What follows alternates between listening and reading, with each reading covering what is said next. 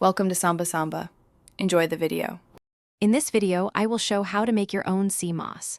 Start by rinsing dried sea moss under cool water to remove sand and debris.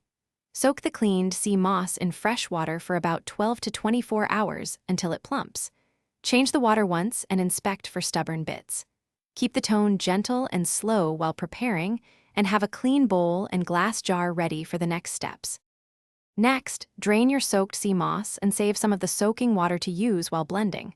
Place the sea moss in a blender and add reserved water slowly until it reaches a smooth, creamy gel texture. Taste and adjust consistency by adding small amounts of water if needed.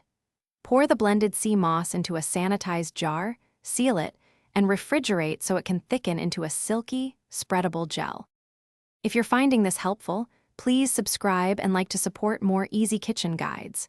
Quick recommendation: the Shark AI Ultra Robot Vacuum makes cleanup effortless while you soak and blend sea moss, and its voice control is delightfully convenient. I love how it scoots under counters so I can focus on recipes. Check the description for the link and other deals, and now let's get back to the video.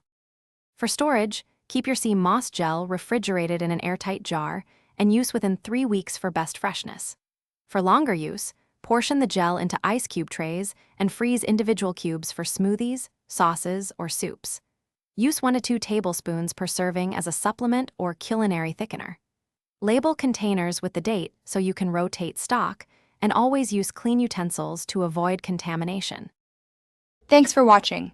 Consider subscribing if we helped you.